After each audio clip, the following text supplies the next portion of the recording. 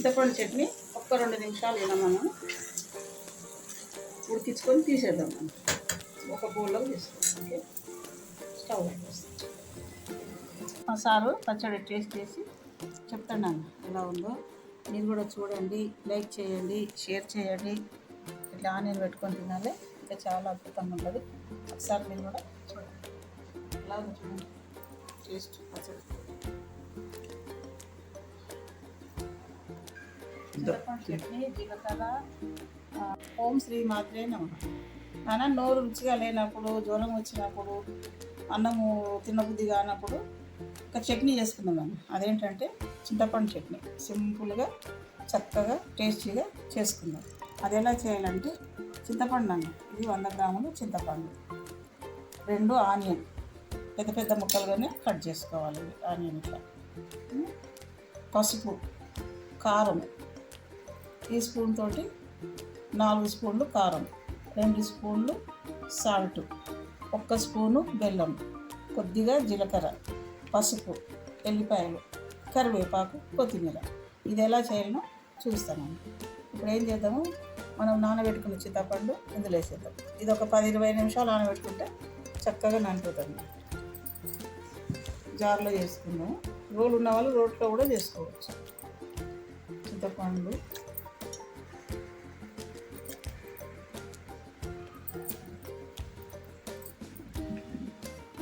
కొత్తిమీర,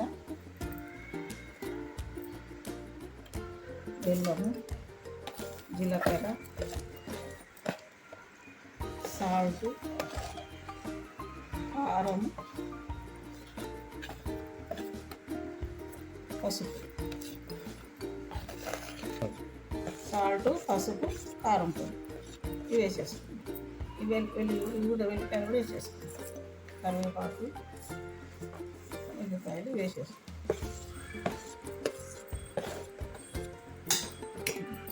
వేసుకొని ఈ పోపు దినుసున్నాను. ఆవాలు, ఎండుమిర్చి, కరివేపాకు, జీలకర్ర. ఇది ఇప్పుడు రుబ్బుకొని వస్తానండి. ఈ లోపల మీకు ఒక మంచి మాట చెప్తా వినండి.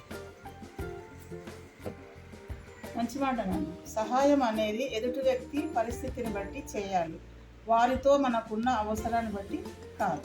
ఇది మంచి మాట. పండు, కారము అన్నీ రుబ్బుకోవచ్చు. ఈ టైంలో ఏమైనా ఉప్పు కారం తక్కువ అనిపిస్తే వేసుకున్నాను. నాకు కొద్దిగా సాల్ట్ తక్కువ అనిపించింది, కొద్దిగా 1/2 స్పూను సాల్ట్ వేసిన.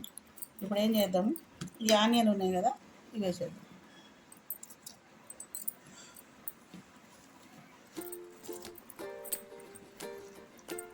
ఇది కొంచెం కచ్చపక్క రుబ్బుదాం నాన్న, ఎక్కువ మెత్తగా కాకుండా కచ్చపక్క. ఒక్కసారి ఒక 2 రౌండ్లు ఇట్లా రుబ్బేసుకొని తీసుకొస్తాం.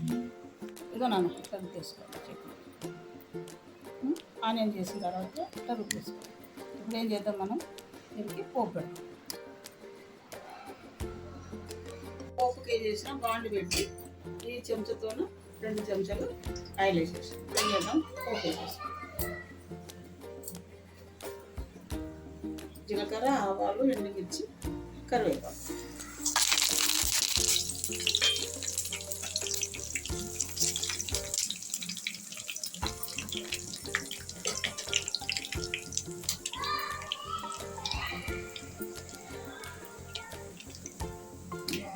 ఒక 2 నిమిషాలు ఇది ఫ్రై చేసుకోవాలి. ఒక చట్నీ చేద్దాం. చట్నీ చాలా బాగుంటుంది. ఇది చపాతీకి, జొన్న రొట్టెకి, వేడి వేడి అన్నం పెట్టినారు. ఇది మనం ఫ్రిడ్జ్లో పెట్టుకుంటే ఒక వారం రోజులు కూడా చక్కగా ఉంటుంది.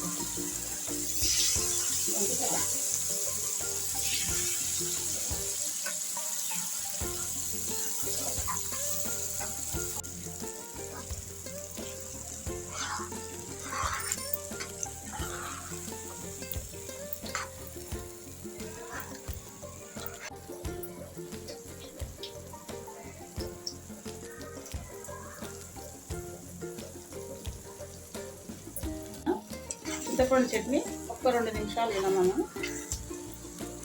ఉడికించుకొని తీసేద్దాం. మనం ఒక బౌల్లో తీసుకుంటాం. స్టవ్ పెట్టేస్తాం. చింతపండు పచ్చడి రెడీనా. ఇది టేస్ట్ చేద్దాం ఒకసారి. చాలా బాగుంటుందండి. మీరు ఫ్రిడ్జ్లో పెట్టుకుంటే 1 వీక్ కానీ 10 డేస్ కానీ మంచిగా ఉంటాయి. ఇందులో రకరకాలు చేసుకోవచ్చు నాన్న చింతపండు చట్నీ. ఒక వెరైటీ మీకు వీడియో పెట్టాను అన్న, చూడండి. అదొక వెరైటీ, ఇదొక వెరైటీ, ఎన్ని రకాలన్నా చేసుకోవాలి. దీనిలో ఏం చేద్దాము, కాస్త నెయ్యి వేసుకొని తినాలా వేడివేడి అన్నంలో. చాలా చక్కగా ఉంటుంది. మీరు ఒకసారి చూడండి, ట్రై చేయండి, లైక్ చేయండి, షేర్ చేయండి. అందరికీ పేరు పేరున ధన్యవాదములు.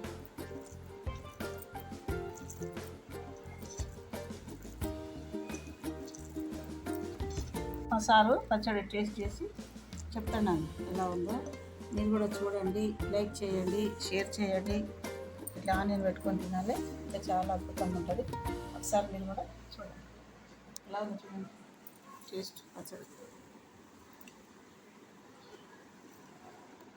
చింతపండు చట్నీ, జీలకర్ర అండి. చింతపండు పచ్చడి చాలా అద్భుతంగా ఉంది. కారం కారంగా, పులుపు పులుపుగా, నోటికి రుచిగా ఉంది. దీంట్లో ఉండేటటువంటి ఫ్లేవర్లు చింతపండు, తర్వాత మిగతా అవి కూడా చాలా, తర్వాత పచ్చి ఉల్లిపాయ కూడా వేశారు, కరివేపాకు, కొత్తిమీరతో.